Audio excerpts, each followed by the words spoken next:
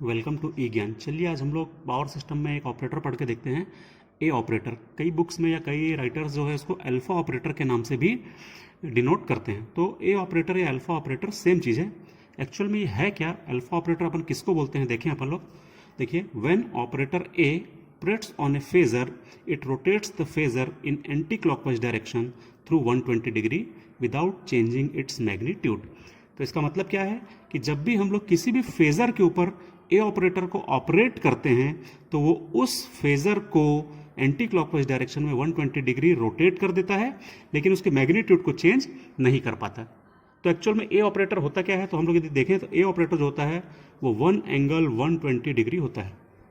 ठीक है, मतलब उसका मैग्नीट्यूड होता है 1 और उसका एंगल होता है 120 डिग्री। तो मैं किसी भी फेजर पर, मान लीजिए मैं करंट पर इसको ऑपरेट करता हूं और यदि मैं ए आई लिखता हूं तो जो आई करंट जो पहले इस एक्सिस में होता वो एंटी क्लॉकवाइज डायरेक्शन में 120 डिग्री, मतलब एंटी क्लॉकवाइज मतलब इस डायरेक्शन में 120 डिग्री रोटेट कर जाता। मैग्नीट्यूड उसका आई ही रहता, लेकिन पहुंच जाता वो यहां पर, और ये जो एंगल होता ये रहता 120 डिग्री। क्लियर है? आई होप आप लोगों को क्लियर होगा कि किसी भी फेजर को, चाहे वो वोल्टेज फेजर हो, करंट फेजर हो या कोई भी फेजर हो, उसके एंगल को एंटी क्लॉकवाइज डायरेक्शन में 120 डिग्री रोटेट करता है और मैग्नीट्यूड को चेंज नहीं करता है। एंटी क्लॉकवाइज डायरेक्शन में रोटेट करना मतलब इस डायरेक्शन में रोटेट करना, और इस डायरेक्शन में रोटेट करना मतलब कि एंगल को इंक्रीज करना। मतलब कि ये किसी भी फेजर के एंगल को इंक्रीज कर देता है। हम इस लैंग्वेज में भी बोल सकते हैं कि किसी भी फेजर के एंगल को इंक्रीज कर देता है by 120 degree without changing its magnitude. ठीक है, जैसे यहां पर एक एग्जांपल लेकर के मैंने बनाया है कि यार मान लो कोई एक फेजर है जिसकी वैल्यू 1 है। यदि मैं इसमें ए ऑपरेटर को ऑपरेट करूं, मतलब यदि मैं इसको लिख दूं 1 इंटू ए, मतलब कि ए लिखूं, तो क्या हो जाएगा? ये इस 1 को, मैग्नीट्यूड को 1 ही रहने देगा, लेकिन एंगल को 120 डिग्री एंटी क्लॉकवाइज डायरेक्शन में रोटेट करेगा या एंगल को 120 डिग्री इंक्रीज करेगा। तो यहां से पहुंच जाएगा यहां 120 डिग्री पे, ये है एंगल 120 डिग्री, ए पहुंच जाएगा यहां। ठीक है, तो ये ए है वो हो गया यहां पर 120 डिग्री पे। इसका मैग्नीट्यूड अभी भी 1 है, लेकिन एंगल जो है वो प्लस 120 डिग्री है। तो हम लोग ये बोल सकते हैं कि ए जो होता है उसकी वैल्यू होती है 1 एंगल 120 डिग्री। मान लो मैं इसी ए को एक बार और ऑपरेट करूं, मतलब ए इंटू 1 करूं, तो क्या हो जाएगा? ये हो जाएगा ए स्क्वायर। मतलब कि यहां पर ए था, उसमें ए को एक बार और ऑपरेट करता हूं तो ये 120 डिग्री और एंटी क्लॉकवाइज डायरेक्शन, मतलब इस डायरेक्शन में घूमेगा, मतलब कि उसका एंगल 120 डिग्री और बढ़ जाएगा। तो अब क्या हो जाएगा? ये जो ए था वो यहां पहुंच जाएगा, मतलब 120 डिग्री और आगे बढ़ जाएगा और यहां पहुंच जाएगा, और वो हो जाएगा ए इंटू ए, मतलब ए स्क्वायर। तो वही हम लोगों ने यहां पर नोट किया है, a into a is equal to a square. मतलब यदि मैं ए इंटू ए करूं तो 1 इंटू 1 इंटू 120 इंटू 120, मतलब कि 1 एंगल 240 हो जाएगा। मतलब एक बार 120 डिग्री इसके एंगल को बढ़ाएगा, फिर एक बार और उसके एंगल को 120 डिग्री बढ़ाएगा, मतलब कि टोटल 240 डिग्री बढ़ गया। देखिए अब यहां से ओरिजिनली वो फेजर यहां पर था, अब पहले ए ऑपरेट किया तो 120 पहुंचा, एक बार और ए को ऑपरेट किया तो 120 और, मतलब कि कुल मिलाकर के टोटल 240 एंगल वो इंक्रीज हो गया है। ठीक है, मान लो मैं एक बार और ऑपरेट करता हूं तो अब क्या हो जाएगा? ए इंटू ए, या हम ये बोले ए इंटू ए स्क्वायर, मतलब ए स्क्वायर पे मैंने एक ऑपरेट किया तो ए स्क्वायर पहले से यहां पर था, जैसे मैं इसमें एक ऑपरेट करूंगा तो 120 डिग्री और हो जाएगा, मतलब यहां पहुंच जाएगा। देखिए ये जो ए स्क्वायर था ये 120 डिग्री एंटी क्लॉकवाइज डायरेक्शन में घूम करके यहां पहुंच गया है, मतलब उसके एंगल को 120 डिग्री और बढ़ा दिया है। तो पहले कितना था? 1 एंगल 240, यदि 120 डिग्री उसके एंगल को और इंक्रीज करते हैं तो ये हो जाएगा 1 एंगल 360। ठीक है, तो ये हो जाएगा a into a is equal to a into a square, और इसी को अपन बोलते हैं ए क्यूब। तो अल्टीमेटली ए क्यूब क्या आ गया? ए क्यूब आ जाएगा 1 एंगल 0, क्योंकि एंगल 360 को अपन एंगल 0 भी बोल सकते हैं। देखिए जहां से शुरू हुआ तो वहीं पहुंच गया।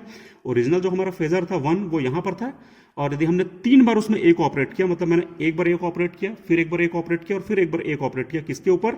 1 के ऊपर। तो मैंने ए को 3 बार ऑपरेट किया है, ए इंटू 1, मतलब कि अपन इसको बोल सकते हैं ए क्यूब इंटू 1। तो 3 बार ए को ऑपरेट करेंगे तो एक बार 120 डिग्री बढ़ाएगा, यहां पहुंचा, फिर एक बार और 120 डिग्री बढ़ाएगा तो यहां पहुंचेगा, और एक बार और 120 डिग्री इंक्रीज करेंगे तो वापस यहीं पहुंच जाएगा, मतलब अपने ओरिजिनल पोजीशन पे, मतलब 0 एंगल पर पहुंच जाएगा। तो इसीलिए अपन इसको बोलते हैं 1। सो ए क्यूब इज इक्वल टू होता है 1। तो अल्टीमेटली अब हमको क्या क्या आंसर मिला, एक बार फिर से अपन उसको रिपीट कर लेते हैं। ए जो होता है वो होता है 1 एंगल 120, ए स्क्वायर जो आया हमारा वो आया 1 एंगल 240, और ए क्यूब जो आ गया वो आ गया 1 एंगल 0 या 1 एंगल 360 बोल सकते हैं। इसी को हम लोग बोल सकते हैं 1 एंगल -120 भी बोल सकते हैं। ठीक है, इसी को हम लोग बोल सकते हैं 1 एंगल माइनस 240। अब एक चीज़ और अपन देख लेते हैं कि ये जो 1 एंगल 120 है ए, इसकी वैल्यू को रेक्टेंगुलर में हम कैसे लिख सकते हैं।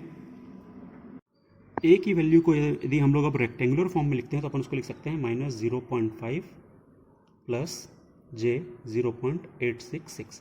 बिल्कुल वैसे ए स्क्वायर जो कि 1 एंगल 240 होता है, यदि मैं इसको रेक्टेंगुलर फॉर्म में लिखूँ तो उसको हम लिख सकते हैं -0.5 माइनस जे 0.866 ही आता है।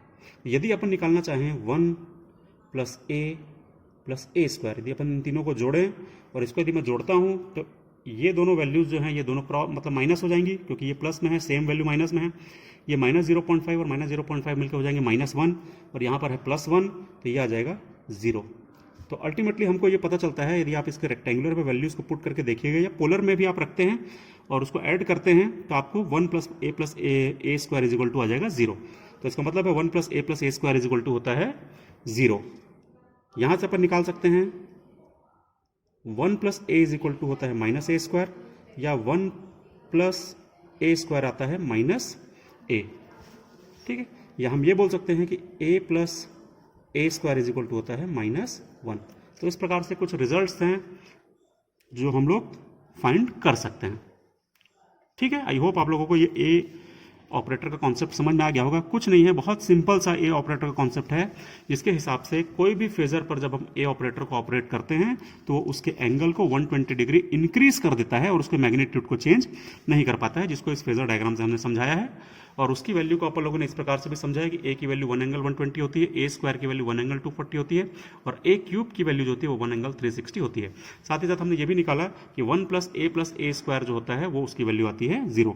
इस ए ऑपरेटर का जो यूज होता है वो पावर सिस्टम में बहुत ज़्यादा होता है, खासतौर पर सिमेट्रिकल कंपोनेंट्स या हम लोग फॉल्ट्स की स्टडी करते हैं तो उन जगहों पर ए ऑपरेटर का यूज जो है वो काफ़ी ज़्यादा होता है। आई होप आप लोगों को ये टॉपिक समझ में आ गया होगा। Thank you.